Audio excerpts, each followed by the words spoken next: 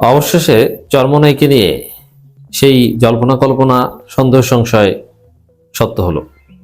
চরমোনাইয়ের রহস্য ফাঁস হচ্ছে, যার মধ্য দিয়ে রাজনীতিতে গুরুত্ব হারাচ্ছে Charmonai. Charmonai is not relevant now. নির্বাচনী রেস থেকে চরমোনাই কার্যত ছিটকে পড়েছে। তারা এখন মোটেও প্রাসঙ্গিক না। চরমোনাই কোথাও জয় পরাজয়ের ফ্যাক্টরও না। নিজেরা জিততে পারবে না এটা তো সবাই জানে, কিন্তু তারা বলার চেষ্টা করছে যে তারা বিভিন্ন জায়গায় জয় পরাজয়ের ফ্যাক্টর, মানে তারা যেদিকে মন নেবে তারা জিতবে, না এটা নাই। তারা জামাতের সাথে থাকলে তখন সমীকরণটা এরকম হতো, কিন্তু জামাত জোট থেকে বের হয়ে যাওয়ার মাধ্যমে চরমোনাই মূলত রাজনীতির দৃশ্যপট থেকে হারিয়ে গেছে।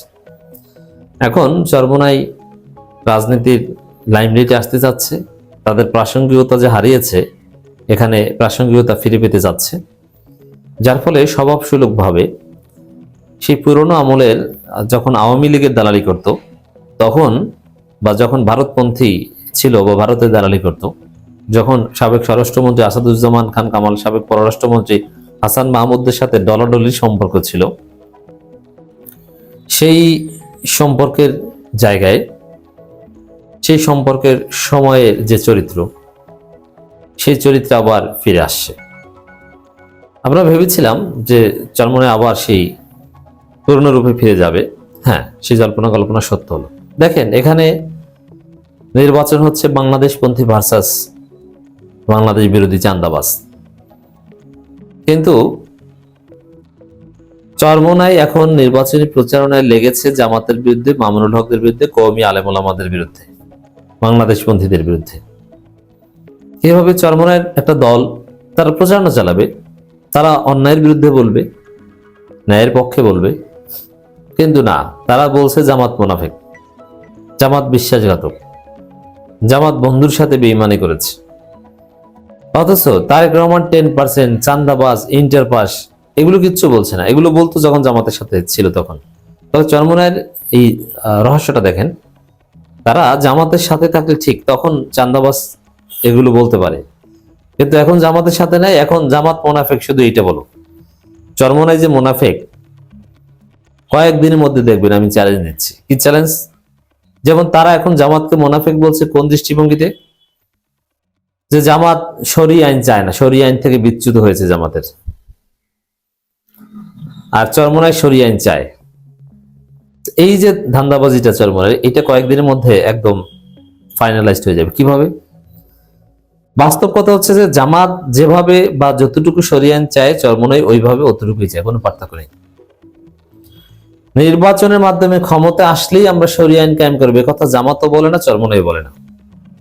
কারণ বাংলাদেশের সংবিধান অনুযায়ী নির্বাচনী প্রতিশ্রুতি দিতে হয় এবং ম্যানিফেস্টো দিতে হয়, কিন্তু বাস্তবে জামাত চরমোনাই দুইটি ইসলামী দল, যাদের মূল ভিত্তি হচ্ছে শরিয়া আইন, একামতে দিন, ইসলামী আন্দোলন। অতএব এখানে জামাত চরমোনাইয়ের মধ্যে কোনো পার্থক্য নেই। আমি জামাত চরমোনাইয়ের মধ্যে রিয়াল পার্থক্য করি যে দুইটা মাদ্রাসা, একটা তামরির মিল্লাত আর একটা মনে করেন অমুক কামিল মাদ্রাসা। এখন আপনার স্টুডেন্টকে এখানেও পড়তে পারেন, ওইখানেও পড়াতে পারেন। দুইটা একই এনসিটিবি মাদ্রাসা বোর্ডের, বাংলাদেশ মাদ্রাসা শিক্ষা বোর্ড, ঢাকার অধীনে। এক জায়গায় হয়তো একটু ভালো শিক্ষক, এক জায়গায় পড়ে ভালো জায়গায় চাকরি হবে, আর এক জায়গায় পড়ে একটু নর্মাল জায়গায় চাকরি হবে, কিন্তু দুইটি মাদ্রাসা। জামাত চরমোনাই দুইটার সিলেবাস ওই এনসিটিভি, দুইটার নিয়ন্ত্রক ওই মাদ্রাসা বোর্ড, তারা উভয় শরিয়া আইনের আন্ডারে।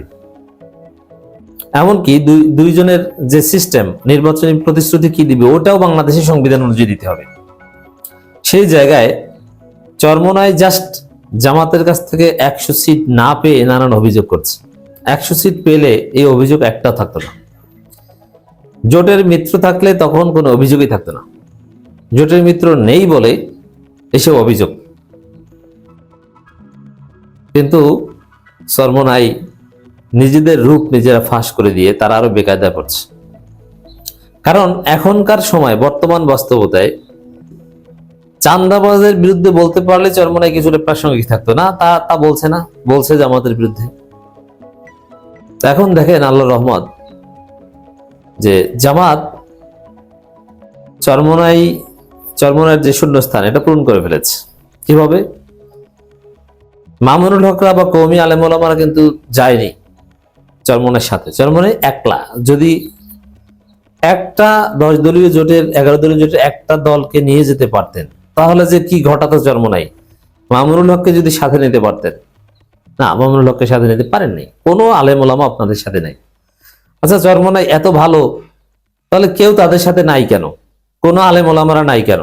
তারা নিজেরা আছে, কিন্তু এর বাইরে কেউ নাই কেন? মামুনুল হকরা আপনাদের নাই কেন বলেন? মামুনুল হক আপনাদের সাথে কেন নাই? জবাব দিতে পারবেন? পারবেন না। আলী হাসান ওসামারা এখন কেন জামাতে যোগ দেয়? চরমনাইতে কেউ যোগ দেয় না কেন? মানে আপনাদের রাজনীতি নাই, ইরেলেভেন্ট, আপনাদের প্রাসঙ্গিকতাই নেই, এটি তো স্পষ্ট হচ্ছে। আবার জামাত জোটে যুক্ত আরো নতুন এক দল, Labour Party, doctor Mostafizur Rahman ইরানের, তারা আনুষ্ঠানিকভাবে জামাত ইসলামী জোটে যোগদান করেছে। এখন আবার 10 দলীয় জোট 11 দলীয় জোটে পরিণত হয়েছে। এবং রেজিস্টার্ড পলিটিক্যাল পার্টি, আনরেজিস্টার্ড কোনো তথাকথিত দল নয়। আর বিএনপির সাথে কত দল ওটা বলতেই পারে না। এই যে নির্বাচনী প্রচারণায় এখন থেকে ডাক্তার মোস্তাফিজুর রহমান ইরান যেহেতু নির্বাচন করছেন না, জামাতের পক্ষে প্রচারণা চালাবেন।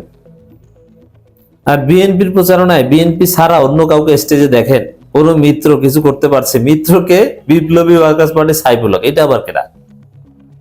ওই যে হাফলাডিস টাইপের হাঁটে, মানুষ এই ভয়ে পড়ে, তাকে স্টেজে উঠাবে? আর জামাতের আমিরের স্টেজে কে থাকেন? নাহিদ ইসলাম, শারজিস আলম, হাসনাত আব্দুল্লাহ, আল্লামা মামুনুল হক। একটু চিন্তা করেন পার্থক্যটা কোথায়। তো চরমনাই রাজনীতি যে আসলে জাতীয় রাজনীতি না, চরমনাই রাজনীতি যে আসলে ভোটে জেতার রাজনীতি না, বৃহত্তর স্বার্থের রাজনীতি না, তার প্রমাণ হচ্ছে যে চরমনাই জাতীয় স্বার্থ সংশ্লিষ্ট বিভিন্ন বিষয় যেমন চান্দাবাজি, অমুক তমুক, এগুলো নিয়ে কথা বলে না, তারা লেগেছে জামাতের বিরুদ্ধে। নির্বাচনী প্রচারণায় চরমনাই জামাতের বিরুদ্ধে প্রচারণা চালাবে, চান্দাবাজির বিরুদ্ধে না বলে, এটি হচ্ছে তাদের আসল রহস্য, যার সাথে তারা কোন গোডাউনের মাল। সব জায়গায় চরমনাই একটা দল যাদের মূল কাজ হচ্ছে জামাত ঠেকাও, কিন্তু না, জামাত আপনাদেরকে ফাঁদে আটকে ফেলেছে। কয়েক মাসের পথ চলায় জামাতের অর্জন যা অলরেডি হয়ে গেছে। চরমনাই চাইলেও আর জামাতকে ইসলামী দল না কথা বলতে পারবে না, এটা স্বীকৃতি দেওয়া হয়ে গেছে। আপনি এতদিন জামাতের সাথে যতটুকু চলেছেন, এখন তাতে আপনার নতুন ভাবে বলার কিছু নেই। এখন যাই বলবেন মানুষ বুঝবে যে 100 সিটের কারণে বলছেন। এতদিন বলেন, এতদিন জামাত ইসলামের মহান খাদেম ছিল, এখন খারাপ হয়ে গেছে, কোনোভাবে এটা প্রতিষ্ঠিত করতে পারবেন না। কিন্তু আমরা দেখতে পাচ্ছি চরমনাই জামাতের বিরুদ্ধে লেগেছে, এর মানে তাদের নিজেদের আসল রূপ ফাঁস করে দিচ্ছে। এতে চরমনাই রাজনীতি আরো অপ্রাসঙ্গিক হয়ে উঠবে। জামাত অলরেডি শূন্যস্থান পূরণ করে ফেলেছে, 10 দলীয় জোট আবার 11 দলীয় জোট। চরমনাই কি? চরমনাই নেতা থেকে সব পূরণ, মেকআপ।